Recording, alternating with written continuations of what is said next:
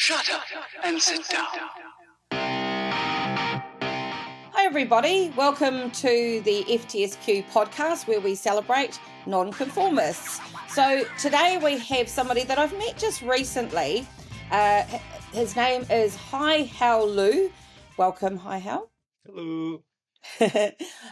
We met on a forum for celebrating our small successes every week, which is kind of cool, and setting goals and everything. And we got to talking about the fact that the FTSQ podcast is relaunching, which this is part of, and the celebrating of nonconformists. And Haihao, you came back to me in a note and said, and I just love this, on a little message which said, I'm gender fluid, neurodivergent scientist and educator. Plus, of course, you're a founder of a not-for-profit, which we'll talk about more in a minute, called Ternity Education. And you're also a researcher. And I immediately went, yeah, that's my kind of person. So welcome. Thank you. Thank you so much, Lena. I'm very happy to be here. And you also, something that you notified, much like myself, you're not based permanently in the UK. You were brought up as across three different countries, so mainly in China, the US, and Hong Kong. So we have that in common, not being British as well. That's right. Yeah, I came to London at the end of February for about 2 months, then I went back briefly to Hong Kong and Beijing for work and to see family. And then I came back end of last month. So I'll be here for another few weeks. The timing's perfect, isn't it? I know, it was great. It worked out. Well, let's get cracking into it. So the first question I'm often asking my guests is around what does nonconformity mean to you? So I'd really like to, for you, what does that mean? Yeah, I mean, I think my understanding of, conformity, nonconformities evolved, right, as I grew up.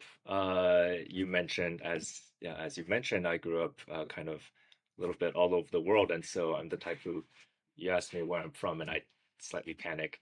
But I think conformity and nonconformity, right? It's not like black and white, of course, right?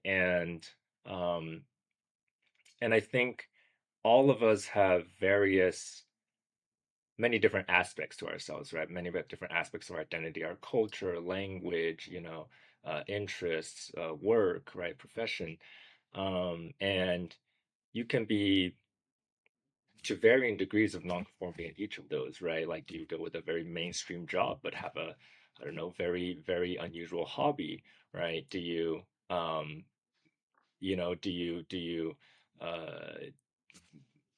I don't know where I'm going, but so I think it's a really,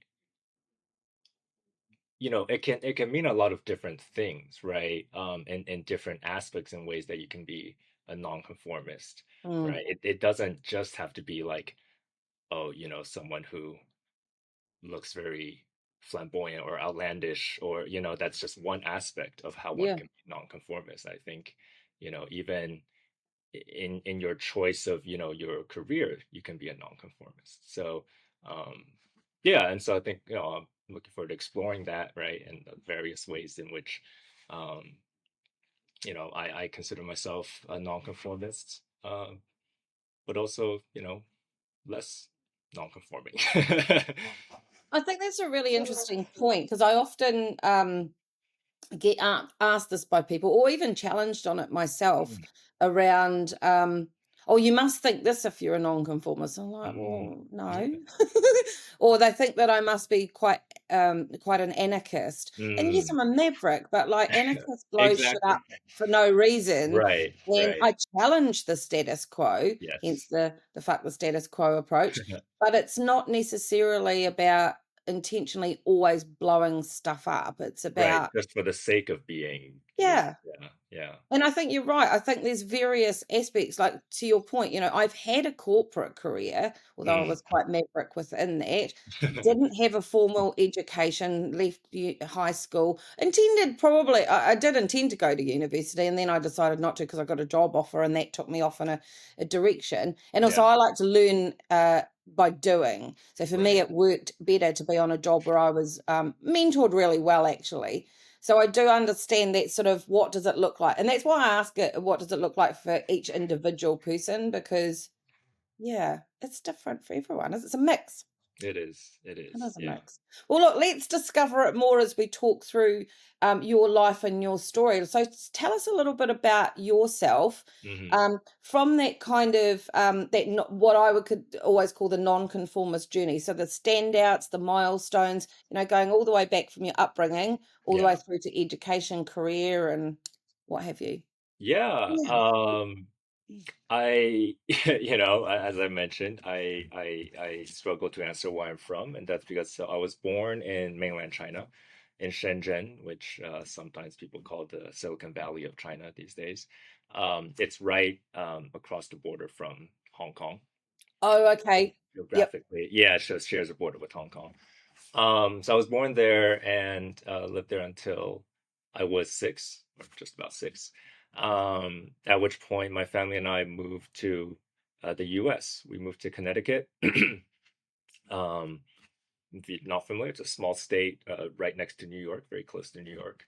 And we lived in a city called Stamford.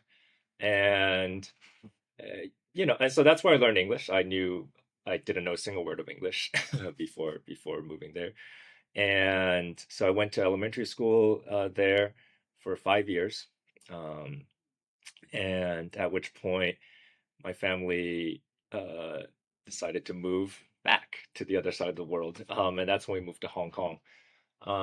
And so in Hong Kong, I went to a international school. I was actually following the British system, so we had Oh, how right. Yep. went from Oh, year. was it still pre-Britain handing things No, over? no, It was after. this was a good, this was in 2007 was Oh, when we okay. moved. So, but interestingly, you're onto something because my school, it is part of the what's called the English Schools Foundation, and it was originally, and right up until the handover, really, primarily serving like for children of colonial government officials.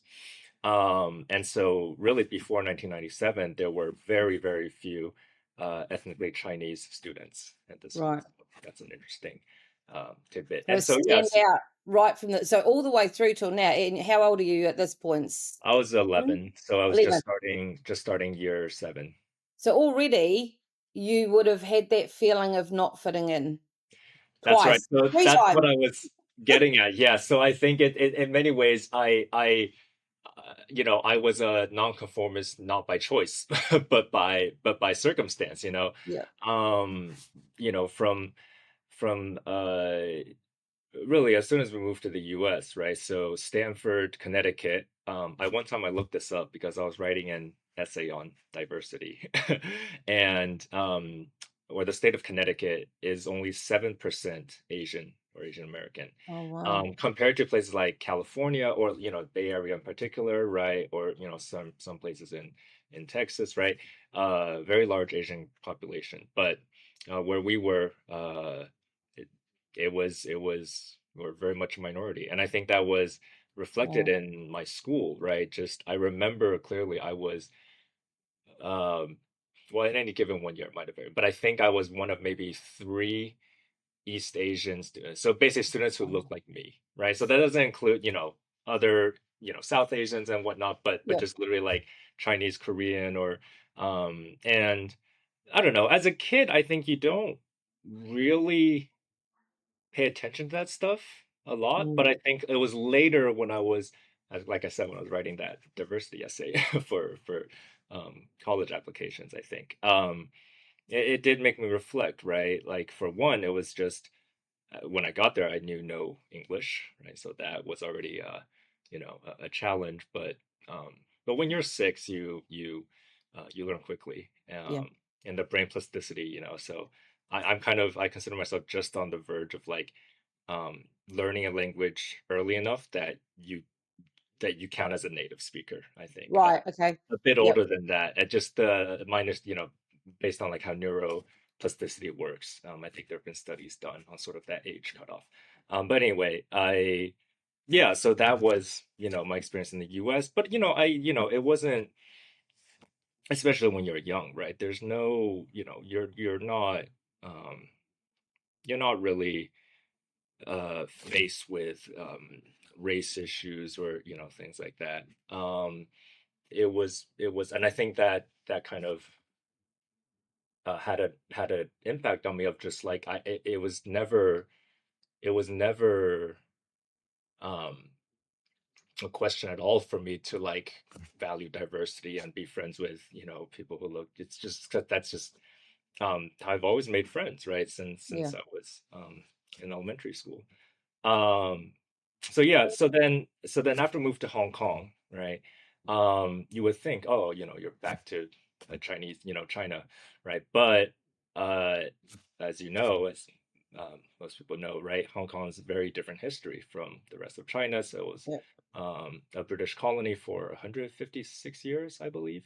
Um, and and so Hong Kong people have a very distinct identity. Uh, Mm.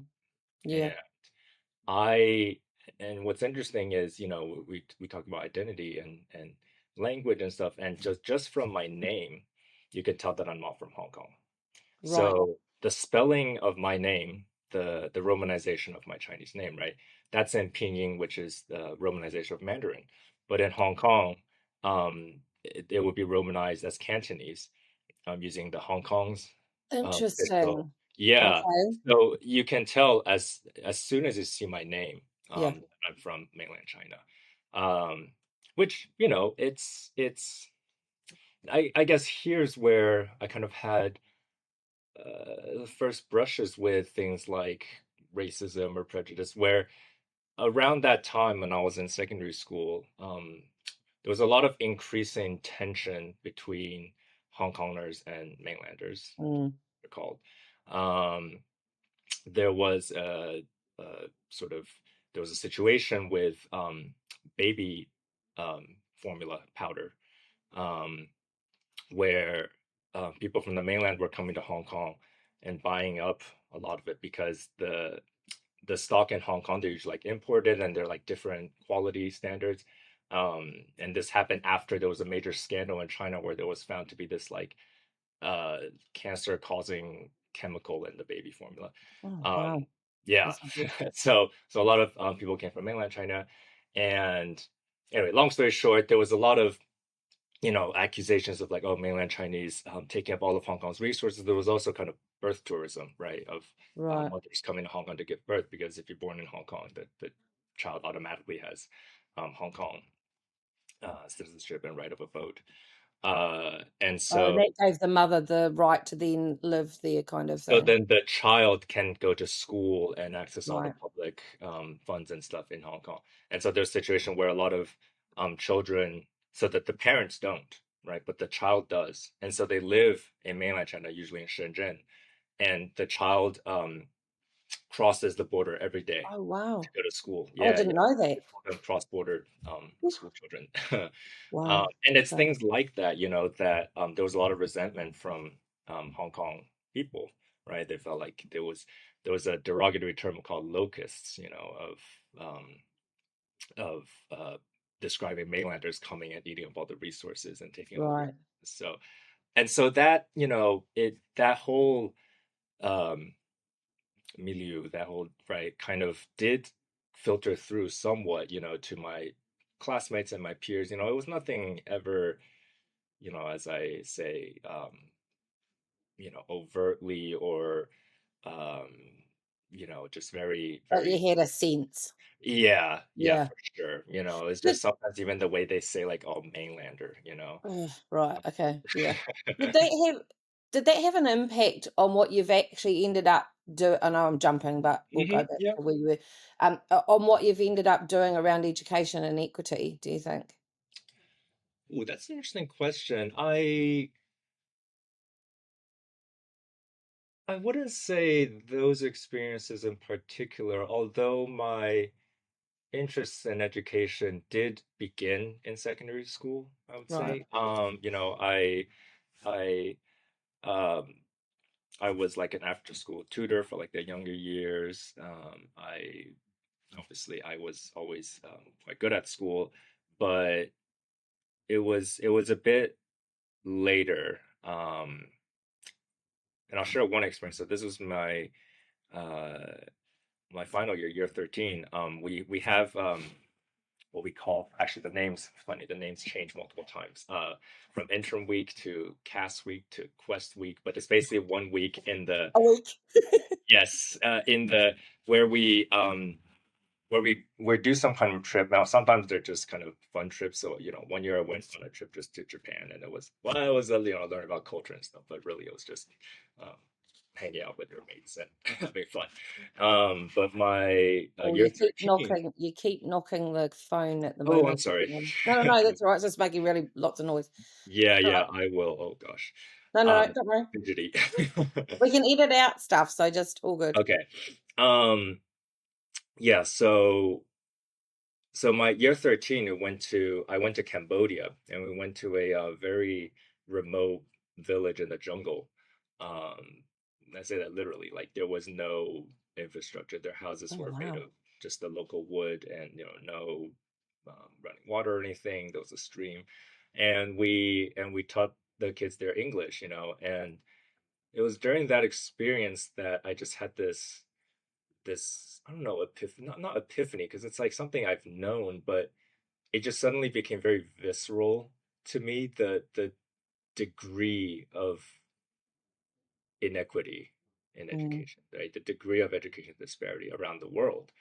Um, even within a country, even within Hong Kong, you know, as a city as, you know, like Hong Kong, right? We have the kinds of school I went to, international schools, and you know, these private schools with high tuitions, and the um, the government schools, right? The government funded schools, the public schools, and it's a huge disparity, right? mm, Um,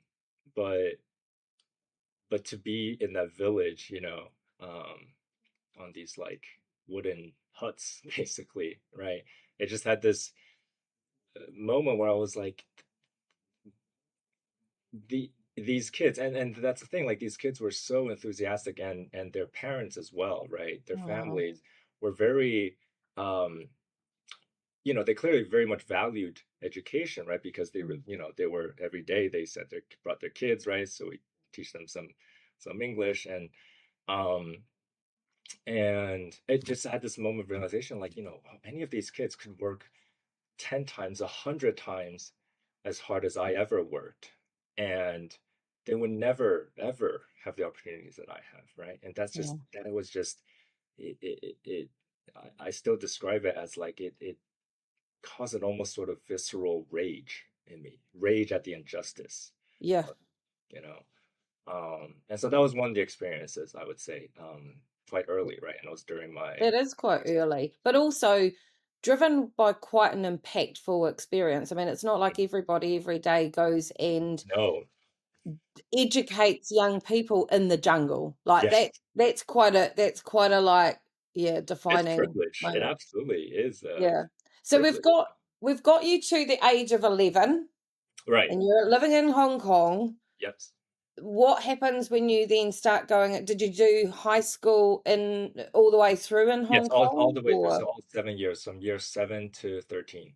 right? And I say secondary school, right? Because we don't call it high Yeah. school in the UK system. I'm not sure about New Zealand, but we Jumps about, I think. High yes. school usually.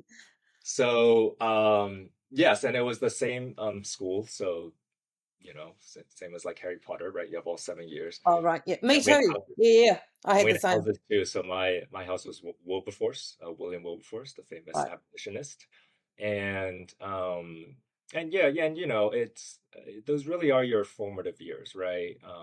When your worldviews and your values start to take shape. I wouldn't say, you know, take shape. They start to take shape, because I would say, you know, in college and after, there's a lot of growth.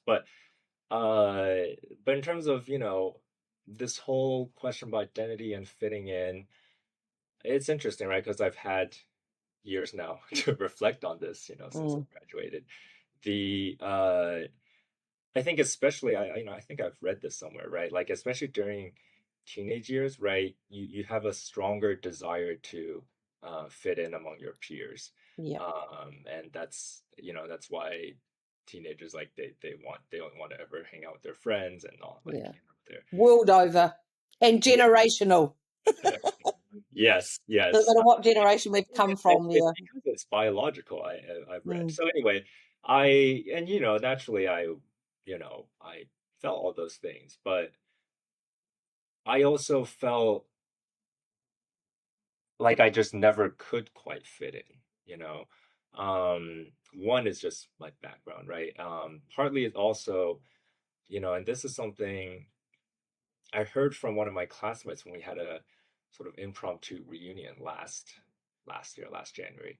Um, she said something to the effect of, like, oh, at that time, like, Haihao, he just seems so far above us in terms of, like, academics and and again, it's there was never anything explicit, right? It's not like, oh my God, How's a nerd, and we're not gonna, it wasn't anything like that. I But love nerds, by the way. They're the I most know, right? intelligent people. But Amazing.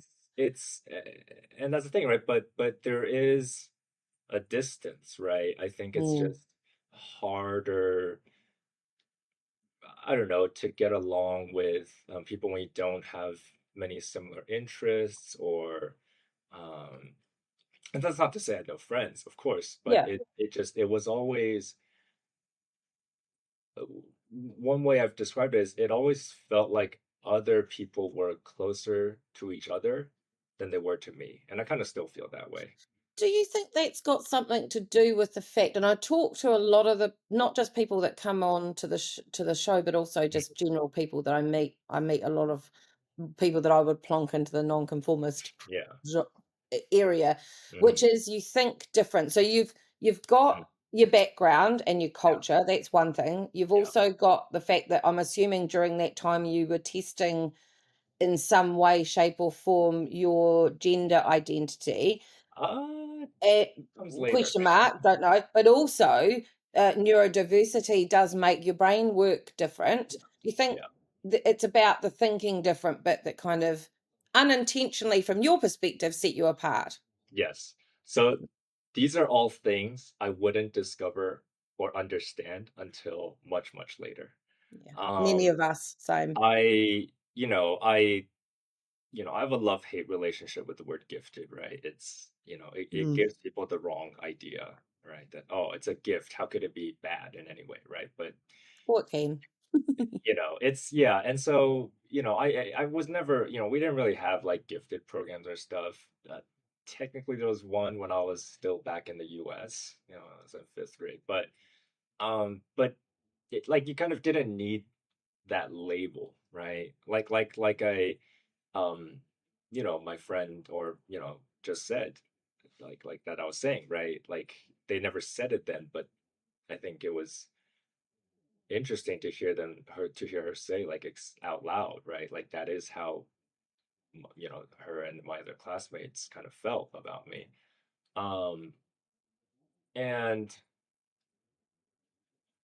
I remember, this is where the kind of neurodiversity story begins a little bit, because there was a moment where I I remember who I was with. I don't remember the exact context of the conversation, but I just said something, um, that at the time, I just said it, but then, like, later that day, it was kind of delayed reaction. I was like, why did I say that? That's such a mean thing to say. Like, that's such a, asocial thing to say.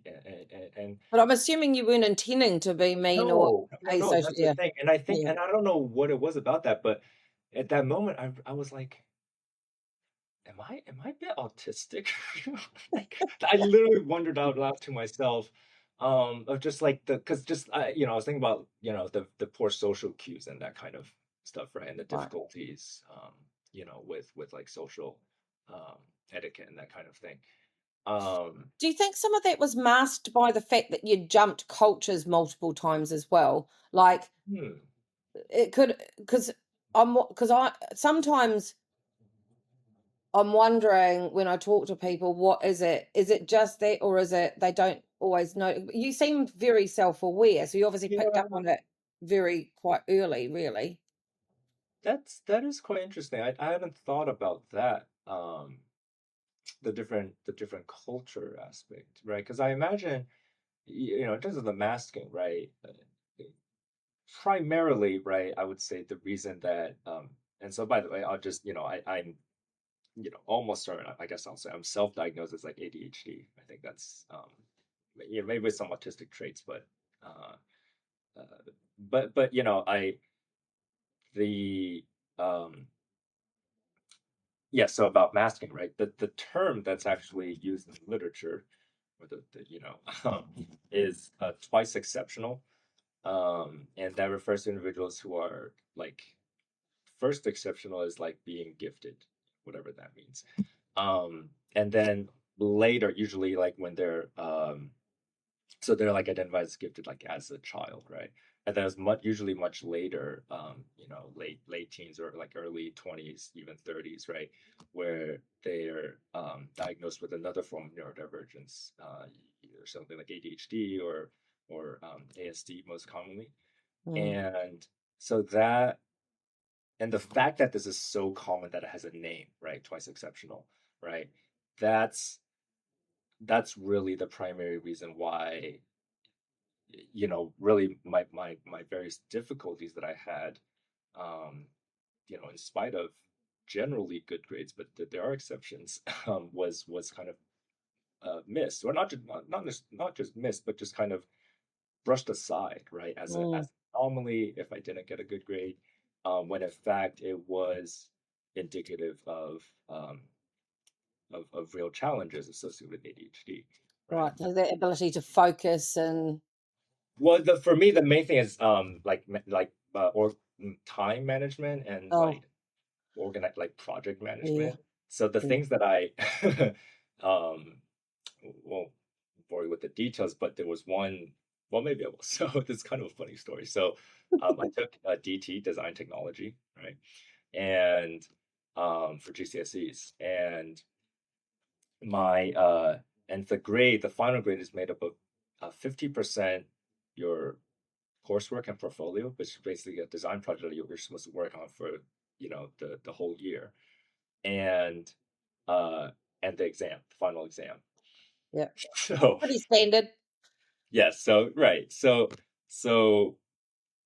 for the coursework, the portfolio, I literally got an E.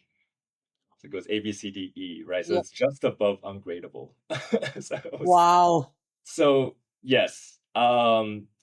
You might ask like how is that possible, right? Yeah. Like really you had, you had progress and you had to check in with the teacher and stuff. And yes, the thing is and this is again where the giftedness becomes a hindrance because I made it seem like I was making progress. And I was so good at seeming like I was making progress that I somehow convinced myself that I was making progress. Oh, When in fact, somewhere deep down, I knew I wasn't, right? I knew I was right. doing some bullshit, So is just, this the procrastination bit? yes. So, Oh, feel that. and it's, yeah. And so, and, that's something I've struggled with and still do to a large extent. But so anyway, so I got an E for that. And, and then on the exam paper, right? You sit in the exam, I'll write the exam. I didn't just get an A or an A star. I literally got full marks, which Like is 100%. which is a bit absurd because I mean that's a little bit of luck, right? Must have But freaked the teachers out. Like, what did they do with that? so so Crikey. yeah, so no, so literally my final grade was a C. It just averaged the full marks in the E So you passed. and got a C. Yeah, yeah.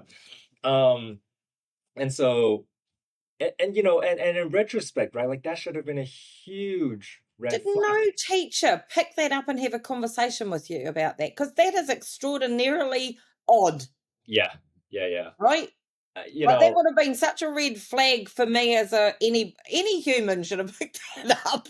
Yeah, and I think back on that, and like part of me is like, why didn't, Yeah. but then it's also like, okay, I got the one C, I got an A in music, and then I got 11 other um IGCSEs that were A star. Right. So it was like, I don't know. I think it's also, the the main thing I think about now is just like the truth is our understanding of neurodiversity, right? Things like ADHD, and especially how it presents, in girls and in, like I said, like twice exceptional individuals, right? Yeah. And other just non, because, there's this very outdated stereotype of the ADHD, which is just this like kid who's hyper and running around, right? Yeah. And we now know that's not, No. that's often not how it appears, And also it appears especially differently through different stages of and life different as ages well, as doesn't well. it? Yes, and Mm. also the main thing is like the increasing understanding of how it presents in young girls, right? Because Yeah. it's often not the hyperactive like running around. No. Anyway, so the point is like our understanding of all this has just really changed even since, I'm not that old, but like since my time in Mm. school, right? And so, part of me, um, I can't have too much resentment, for my parents or for my teachers for not picking up on this. Um, but and so that, and and I'm describing all this in retrospect, right? Like these are all things I really only kind of understood in the past couple years, I would say, Mm. right? Like in the fact I just thought, like part of me was just like, you know, the, the thing we always have to explain to people, right? Like it's not an excuse, right? It's an explanation, right? And It so is an that's how explanation, it is yeah. for me. And this, this debacle with with my DT coursework, right? And obviously at the time, I just felt incredible shame and guilt, right? It's like Mm. because I remember it was like a week before we had to turn in the whole portfolio, right? And that's when the panic set in. Oh, yeah. Like that's why that's why I said I knew deep down that this was bullshit, right? But I had Yep. somehow like convinced both the teacher and myself that I was making progress, and Oh, then I have so been there. I remember, I was the person that would study the night before, but I would yeah, stay up the entire night for an yeah, exam. Like you, I was an A student as well. yeah. But also, when it came to projects, I would have 3 months to do a project, and I ended up doing it the last night, and I would be up the entire night as a Oh teenager yeah, doing it. oh The yeah. worst bit is that then turned into how I behaved in my work life. Mm. Bad habit, bad habit. But now I understand why. Yeah, I mean, did you find that, like, at what point did that no longer work? Because, like in school, again, like for the most part, right, that last minute, like, still worked. It was only when I had Yep. to try to do a year's worth of coursework in a week that it Well, didn't work. in Do you answer have a to your story like question, in school or later at work? when did it not work? The sad thing is it still works.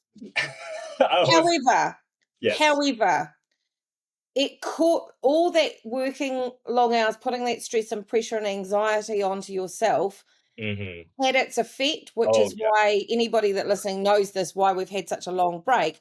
The Yes. illness Yes. was a huge partly caused by stress and lack of sleep, which was driven Yeah. by living on my adrenaline and doing exactly what, which is now I am very aware that I do that. I'm Mm, very aware of the consequence of having done that for, mm, 45 years of my life right. until it hit me. So yeah, no. Although I know it still does work, and I'm much more aware Mm, physically what happens to my body if I do that. So I do mhm, everything I can not to, which is right. hard because it's Yes. still a pattern and it still feels right, Yes. and it will always feel right. I think that's Yeah, the worst bit of it because it's that's normal. very, yeah, no, that's very, I relate very much. Um and that's the big thing, right? Like the Mm, burnout that yeah, that comes It's real. on adrenaline, right? And so that, um, I guess we can jump forward a little bit, right? I guess that's where, that hit me during my PhD, uh, Mm, which I was pursuing a PhD in material science at MIT, yep. and you get to a place like MIT, and that's when you Well, realize there's a lot of pressure at that studying university, for isn't an there? exam Yeah. last minute no longer works, Ooh. because yeah, But did you still try it?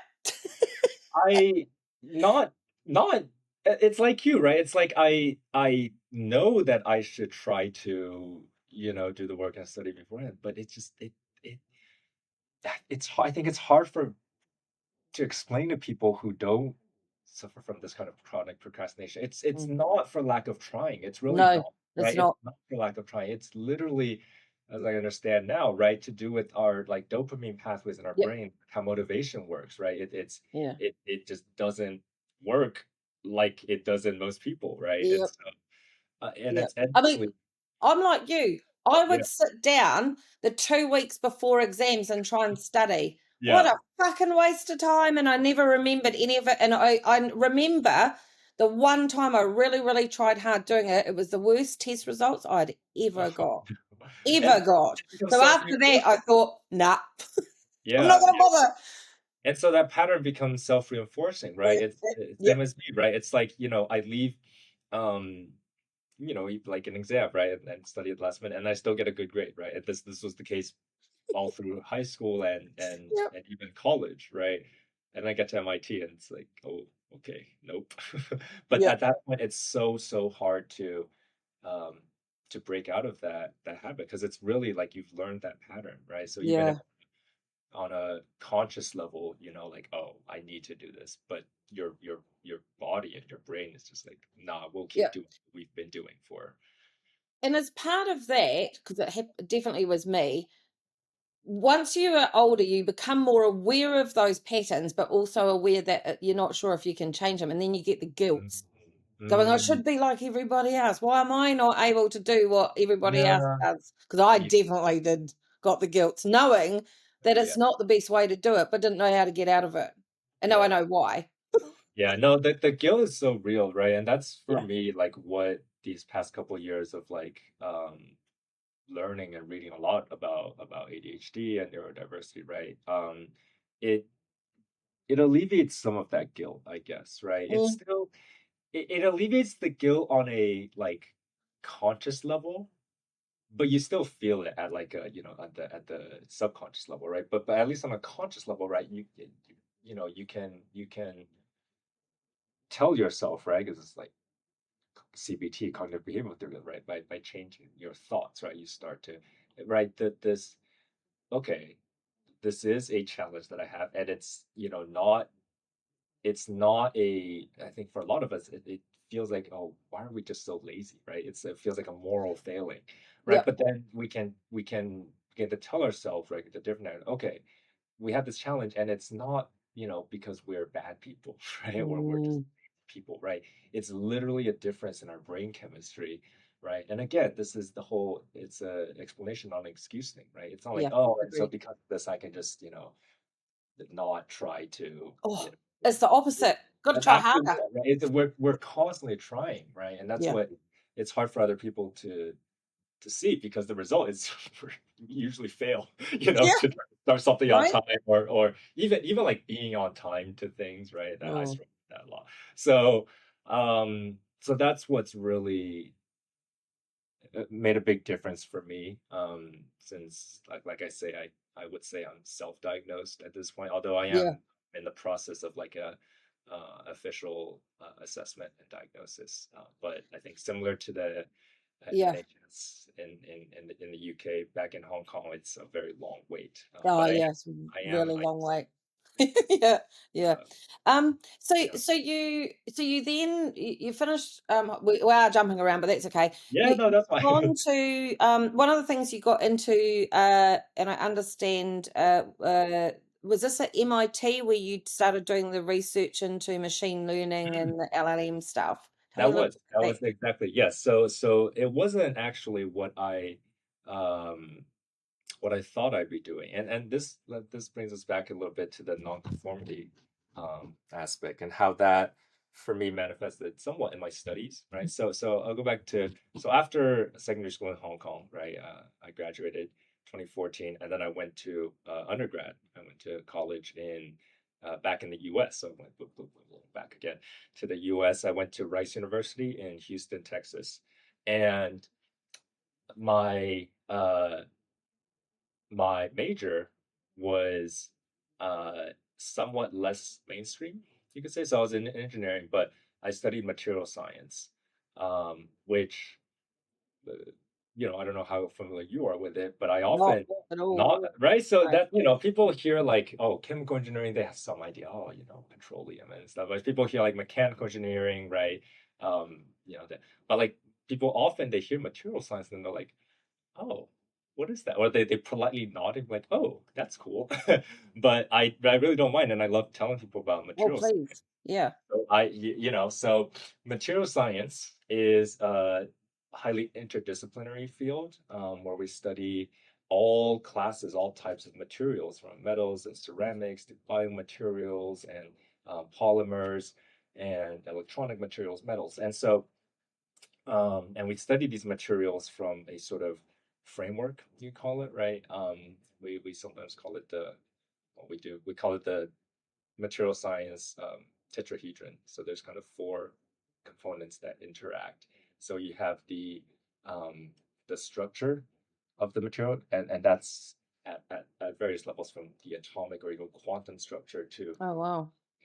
to microscopic structure to mesoscale, we call it, and like even macro structures, right?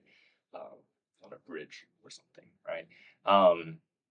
The processing, which is how the material is made and how it's, think blacksmith, right? Right. Okay. Yeah, like how Yeah. you heat it and then you quench it, right, in the water or oil. Um, that's that greatly affects as we just said, the structure, right? And then that affects the properties. So that's the third one, properties of the material. And this again encompasses, again, like I said, very interdisciplinary, right? So that encompasses the mechanical properties, the chemical properties, the electronic properties, now in all the quantum properties, right? Um, and finally, all of this combined together, we talk about the performance of the material, right? Because How it's ultimately, used. a material is in the real world, right? Yeah. Everything around us, physical, is some material, right? Everything man-made is made of some material for a reason, right? Some materials engineer at some point, right? Um, designed it that way. And so I really love material science. And since it's a new audience, it gets a bit cliche, but I imagine not everyone's heard this. So the materials, to highlight how important materials are, we literally name entire ages, periods of human history after the material that was Well, of available. course. Iron Age, Bronze Iron Age, Age, Stone Age, Bronze Age, Stone and it's Age. not as Yeah. popular these days, but it was, referred to as the Silicon Age, right? When kind of Mm. computers and chips really became a thing. Um, and now sometimes we're like the quantum age. And so anyway, I'm definitely biased, but you could argue that like many of the technological advances, right, throughout history have been driven by discoveries in new materials, right? This even includes the Industrial Revolution and our ability to make steel, right? That's what allowed all the railways and the factories and the giant machines. Um, and of course, the current information age, uh, it was the development of semiconductors, right, and integrated circuits and chips and all that. So clearly you can tell I'm still very passionate about material science, Cool.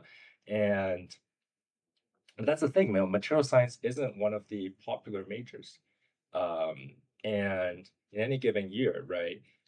So we had well, Rice was a fairly small school, so I'll give a sort of comparative numbers, right? So like in a you know chemical engineering or mechanical engineering, right? There would be a good.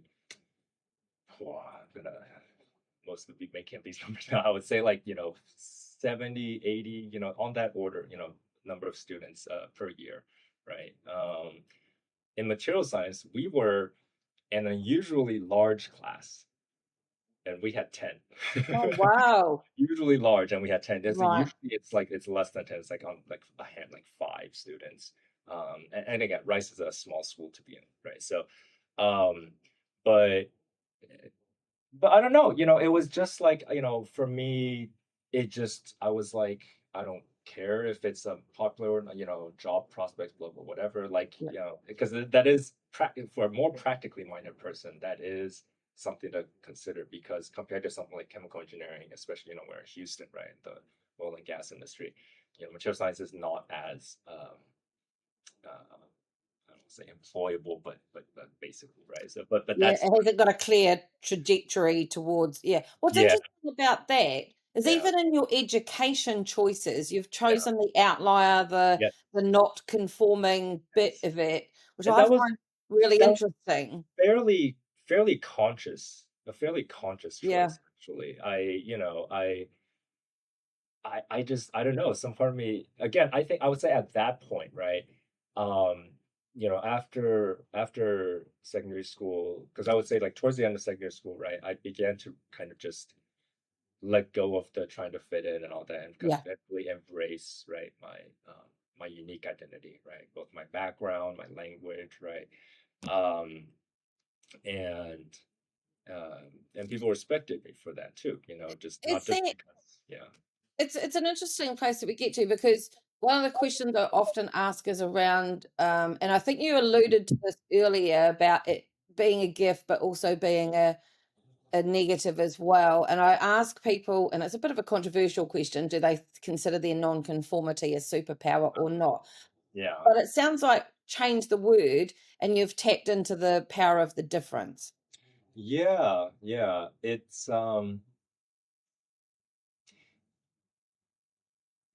It's I understand why it's controversial, right? Because it's not like it's just similar with like giftedness, right? It's because you definitely have to work to convince people, that this is valuable, right? Or that Mm, this, right, this thinking differently, or this this less common major, right? Like why, um, and so yeah, and so I no longer try to conform or fit in, right? Generally speaking, right? yeah, yeah, But but it's still, that doesn't mean it's sort of the easy path, yeah. right? Sure, it's you often, it's like you feel you have to explain to people, and I don't mind this, right? Like just Yeah. now with explaining material science, right? I don't mind that, like That's cool. many people haven't heard of it, Yeah. that I meet, and I tell them what I studied. Um, and so, so get back to a little bit to, as in my introduction, right? I now work in AI and research, and it's like, how did that happen? So, um, that again was sort of a moment um, of well, this was more of a moment of serendipity. Um, but I'll back up a little bit. So I've always really loved math, right? Starting from actually no, before in elementary school. In elementary school, I won I came first in a citywide math contest when I was like 10. Um, uh, but so in college, I decided at first I was gonna, oh, okay, let's do a math minor, because I love math. But then I looked at the requirements. I was like, oh, it's like not that many more classes to just get a second degree in math.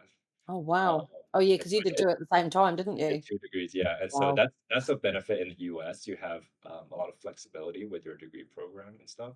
Um, and so I was able to, I got a lot of things to count for both. Kind of finagle the system a little bit, but I met the requirements for 2 degrees. So I have a BS in material science and a BA in math. And so with that background, so that already is a somewhat unusual background, right? Because Mm. material science is in the engineering department, even though I very much consider myself a material scientist rather than a materials engineer, and there is a difference. But clearly with my like math background, right? Like I was always very heavily more towards the um, the theory and the physics side of things. And so I applied to PhD programs, right, my final year, with that somewhat unusual background, right? And I had to really sell myself in that, Is you this the have you Harvard? often. Is this the Harvard connection that you were Not applying yet, for? not yet. This is still for my PhD. So PhD, I applied to several schools, MIT, Caltech, etc. And so, uh, I that's when this is kind of the embracing the nonconformity part, right? Like I really highlighted how this brings this allows me to bring a different perspective than most Mm, other students, right, in the department of material science, right?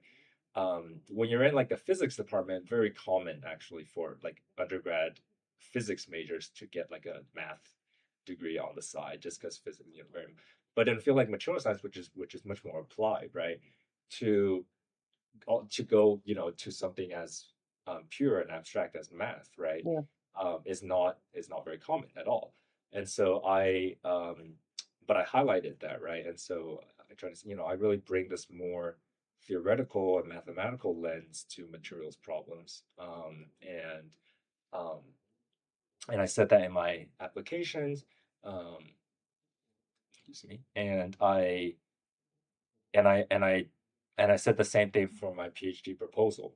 Um, so as part of the doctoral qualifying process, right, you have a written general exam, written quals, and then you also write your proposal for your PhD thesis, and then you have the oral quals where they kind of you talk about your proposal, and the professors on your committee ask you. A bit like the defense, but like they just ask you questions about your proposal, right, in the background knowledge. And so for my proposal, I was again, hold on, I jumped ahead. The whole thing is so jumping around, but when I started my PhD, right, I um I thought, right, like, or I intended, right, my research would be on things like materials theory, condensed matter theory and physics, that kind of thing. Um, and it just worked out that there was no funding. Like Right. there is that research being done, but it's generally done in like the physics departments, right? And so the funding goes to their students first. And so, I reached out to a lot of professors, more than 2 dozen, I think, and try to find an advisor, right? And I couldn't, and that was quite stressful. It really that imposter syndrome really kicked in of like, oh my God, what am I doing here? I can't even find an advisor. But Yeah. in the end, like I said, this was a moment of serendipity because at the time, this was in 2018, MIT had just announced, well, there was a big donation from Schwartzman, who donated 350 million to found a new college of computing, they call it. So it was intentionally named different from like a school of engineering, school of natural science, school of they called it a college of computing to make it like cross-disciplinary. Um, but it was intended to position MIT at the forefront of AI, right? And Right. not just kind of the technical parts of AI, but because it's like intentionally cross-disciplinary, right? So that's, you have faculty from like the humanities, you have Oh, so faculty look at the anthropology part of anthropology it. and the Yeah. ethics of Yeah. AI, right? Linguistics, right? All of that. And and AI applied to these various fields like material science, right? So it's not just the computer scientists doing the AI. Um, and it just and it and so with that kind of backdrop, I an opportunity came up with the advisor that I ended up joining her group of joining this project on AI and machine learning. And like I said, this was not at all what I thought I would be doing Mm. in grad school, um, but now, how many years, like 6 years, like later, like it's kind of worked out, right? Well, quite. Look at the world we're Quite worked currently out, living yeah. in. I mean, And remember, this was 2018. yeah. This was years before any Yep. of the ChatGPT stuff. And so that's when I started my research. Right? My research was on, well, it was kind of two parts. So I was kind of doing some research just with the group in general, right? This is on like extracting materials, properties, materials information from kind of the published literature, right? And then we can use machine learning algorithms to, learn from that data. But and now we're back to my doctoral proposal was on, um, the title was incorporating domain knowledge into machine learning models, for materials synthesis and processing. But What does that mean in layman's yes, terms? so so the key point is, as I think most people know by now, like um, AI models, they require huge amounts of data to Mm. train, right? Now, what do you do if you don't have that data? So quite simply, Mm. like in something like material science, right? We're talking about materials, maybe a very, quite exotic material that's really only been synthesized, a few times in a few labs. Like you just simply don't have that huge amount of data, right? For it to just learn, um, from volume, right? From learn patterns from volume. So that's where the incorporation of domain knowledge comes in. What that means in layman terms is like, well, think about, okay, how do we human scientists learn, right? We don't just look at a massive amounts of data and try to, like, figure out patterns. No, we learn chemistry, we learn physics, right? We learn the laws of, kinetics and dynamics, right? And thermodynamics. And so the idea is like, can we incorporate this kind of, we call domain knowledge, right? And by domain, we just mean the domain of like material science or chemistry, physics, into machine learning models so that they're they're making predictions not just based on patterns from data, which again, the data doesn't exist. We don't have that Yeah. amount of data, but actually based on, science and based on the laws of physics, right? So Yeah. that the predictions, for example, have to obey the laws of physics. The predictions, can do calculations of the thermodynamics and, like, which material is stable, that kind of thing. Yeah. So that's in a nutshell. And how that, um, again, this is making use, I guess, of, again, my sort of non-conformist, non-mainstream background, right? Of the math, right? Because Mm. what this involves is very far from the kind of engineering work that some of my colleagues might be doing, right? Which nothing wrong, that's also very important, right? Actually making things in the real world, right? So you might use machine learning models, um, to just like give you some prediction of, this material, and then you just try it, right? um and that might work, right? But, the whole thing with what I'm trying to do was, developing new models entirely, right? New model architectures that incorporate this data into the kind of structure of the model itself. um and and so when I talked about this with my advisor, right, she was very open to this, right? And so she had me, um she had our collaborator in the computer science, department, officially be my co-advisor, right? Oh, So that's that, cool.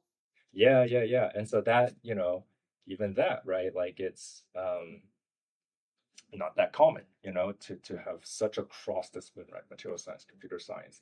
But I was really trying to uh, bridge these two fields, in what little way I can through the thesis. But, so that's all. Yes, so that's So all. And supported so you. I I passed my, Yeah. qual, in February 2020, right before COVID arrived Oh, in the US. And, short on time, so we won't get all into that. But long story short, it's a combination of mental health, burnout, um, financial situations with COVID and funding and everything. So ultimately, I didn't. I've yet to finish my PhD. you But will when you're ready. yes, maybe not in material science. If I will go back to do a PhD, but, it was like in education or something, not material science. Which brings us on to a really interesting point around the education piece. So you've Yeah. set up Ternity Education, which I understand is, I'm just reading my notes here, about transforming how students learn this century and beyond, which brings us on to a beautiful question that I always like to ask, which is, Uh-huh. what is the future for nonconformists? That kind of Mm. matches quite well with that Mhm. next stage, I think.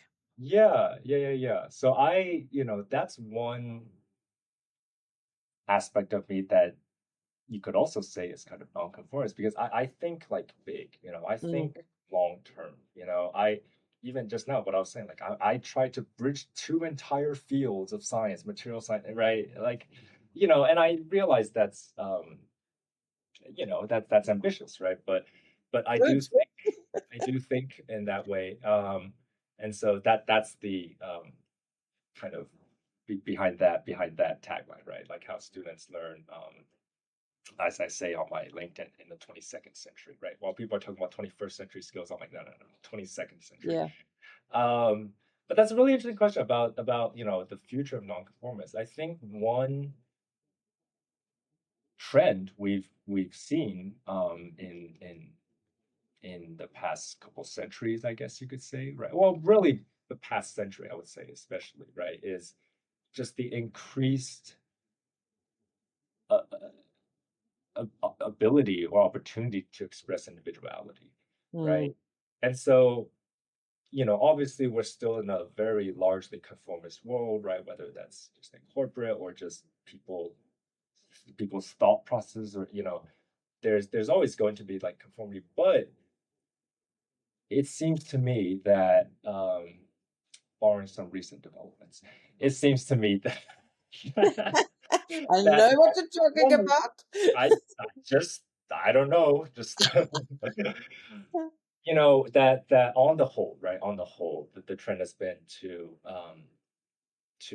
allow people um, to be individuals, right, and to be nonconformist, and to Mm, to celebrate that even, um, and and that's really heartening, right? I think that's really encouraging I because agree. just to bring all the way back to like my upbringing, right? I truly believe it is like different ideas, different people, different cultures, different backgrounds coming together, right? Where we come up with the best ideas and the best solutions, right?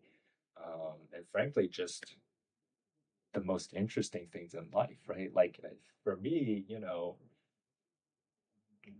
I guess some people value the stability or the familiarity of just like living a life in one place, and all the people that um and, that's I can understand that, but that's Yeah. not right. Like Yeah. I I guess that's also part of the ADHD, right? Like I back to crave novelty, right? And Yep. Me so too. the more interesting people there are, the more people who are able to be um, to be nonconformist and to think differently, and not be afraid to show it, right? Yeah. That's the thing, because I think that the truth is that everyone is always we're always individuals, right? Like with different thoughts and stuff, but it's the societal pressures Mm, that make people be more or less conforming, right? yeah. There's So probably more people that yeah, are non-conformists, but maybe don't show it or try and hide it because of yeah, the social yeah, pressure. And I think when you look back at history hmm, and you look at the hugely impactful individuals that have changed the course of history. ah, And I'm yeah, talking, and I'm talking people like, your Martin Luther Kings or, right, and I'm probably going to forget the name, the people that invented the telephone or yeah, invented the wheel. I mean, anything. If you look at all those, I guarantee you they would have fitted into the broadly speaking, thinking differently, nonconformist thing. Which brings me on to my final question that I love yeah. asking, which is about which nonconformists do you admire and why? Or do you have one in particular? Yeah, so I was thinking about this beforehand, and I had trouble picking between two scientists, so Albert Einstein and Richard Feynman. Um, I was just trying to Google this quote that I'm thinking of, but Einstein was known for being quite eccentric, right? I mean, Yeah. even his hair, right? Even his look. But I remember a story that I heard when I was in elementary school. Um, and actually, though, this just brings me back. So my fifth grade teacher, she had a poster of Einstein, a big poster of Einstein on the classroom wall. It's quite a famous photo of him with him sticking his tongue out. You might have Oh, seen yes. it, I know the one. right? Yeah, and that just uh, I don't know. I just thought it was fun, right? But I think it kind of speaks to his you have to really think differently, right? Um, and Richard Feynman, right? Genius, absolute genius, right? But he he was beloved as a teacher by students at Caltech. He just had a way of um, just making physics incredibly fun and intuitive. I mean, and so the is it a biography or autobiography? Like the Surely You're Joking, Mr. Feynman. Oh And yeah. I known think for I think it's a biography, isn't it? Remember. I think so, We'll yeah. find it and put it in the show notes. Yeah, yeah. And so, he and clearly, he's very much an inspiration for me, right? Obviously not just for his, astounding achievements in physics, but just for his whole kind of attitude and on teaching, especially, right? Given my passion for education.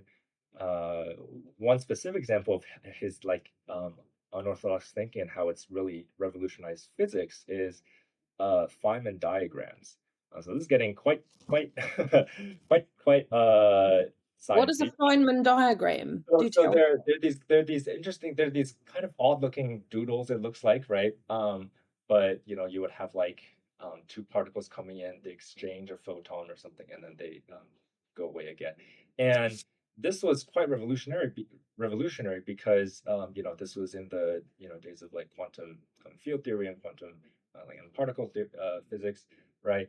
Which were the way physicists generally work is just with these masses of equations, right? And they strike these equations, they solve these equations, right? And then they get some answer. But Feynman, as I alluded to, right, he had this real intuition, right, for these things, right?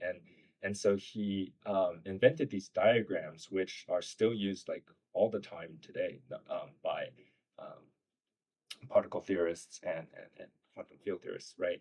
That that basically capture the dynamics that are described by these very complex equations, but in these very simple and elegant diagrams. Visual. Even Visual. I understood what you were talking about Yes, the it's just like these two things coming in, and yeah, yeah. and that was a stroke of genius from Feynman, Mm. um, and so those two I you know greatly admire, greatly respect, and in many ways nonconformist. And then I thought of one more that for a British audience here, right? Noel Fielding. Oh, love Noel Fielding. Yes. So I He's came across amazing. Noel and pretty much all the other well-known British comedians through Taskmaster. Oh, it's brilliant, isn't it? It's brilliant.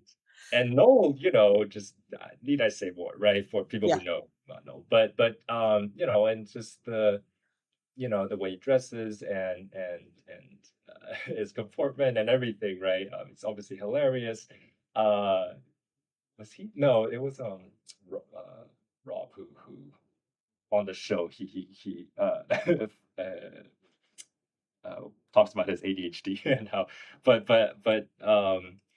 and so we didn't really talk about this much today. We just had so much to talk about, but that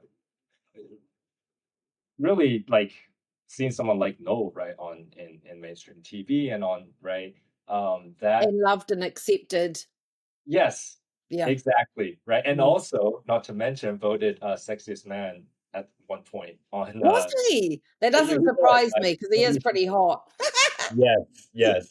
But not Um, necessarily because of just what he looks like, just everything he embodies for me yeah, is yeah. cool. He's just Um, cool. it was the Shockwaves and Emmy Awards 2008. Noel Fielding voted sexiest man, Mm. Not and surprised. that was part of, I guess, this journey, you could say, of like exploring my gender expression, gender identity, and that's also really only the past 3 4 years, I would say. It's something that uh well, we don't have time to get into all of it now, but it's something that I knew about from a young age, right? For example, I remember very distinctly wanting to get my ears pierced. And I remember passing by this shop near where we live in Hong Kong and feeling a sense of longing in my heart, Oh, because I yeah. felt like I thought I could never, and so I finally did get my ears pierced. What was this? This was like, it was New Year's Eve, 2021. I was like, oh, New Year, I'm Yep. gonna do it. Did you go into that shop? No, that was in Hong Kong, so I was in Right. Boston. I just went to it was just the ones in the mall, where like little kids get their ears pierced. Oh, excuse me, got Caesars. Yeah. I think that's amazing and a Yeah, beautiful way to sort of finish off the conversation for today, yeah, because yeah, I think that moment of something you longed for and then finally felt like you were okay to be able to do it, I yeah. think is a wonderful place to end. And that's to, you know, it's about this our world being increasingly accepting, Yeah, right? And that which is really heartening for me, just personally, but for all the nonconformists out yeah, there, right? same. I We mean, don't. all my life and career, and it's why I so am passionate about, celebrating nonconformity is, in those times where it wasn't so accepted, being a Yeah, little bit older than you, I do remember those times. yeah, yeah, Um, I have always put my metaphorical arm around those people and wanted to say it's okay, you are yeah. safe, and just be yourself, because I've always believed that um, there is power in standing out as different, which I think I want people to understand they can tap into that power again. I think you're right, in this modern age, it's much more acceptable, but still not. And I think there's still that feeling And of we still have a needing long to way to go, but conform, yeah, so. yeah. Well, look, thank you so much for your time today. It's been an absolutely Thank you. fascinating conversation. I've loved every I love minute it. of it. Thank you so much. Um, Despite us being new to each other, I think it's been a lovely conversation, and I I really agree. appreciate your time. We're So thank you kindred for being spirits here. as nonconformists. Thank Exactly. Thank you for being here. I want to say thank you from both of us to our listeners today. Thank you so much for listening, and carry on doing things differently, thinking differently. And if you are what you consider yourself a nonconformist, it's okay, be brave, and there are people out there that are similar to you in the fact that they're not like you at all. Different, Exactly. unusual. Love that. So thank you very much, and thank Thank you, you. Haihao, very much. All right. See you later, everybody. Bye bye.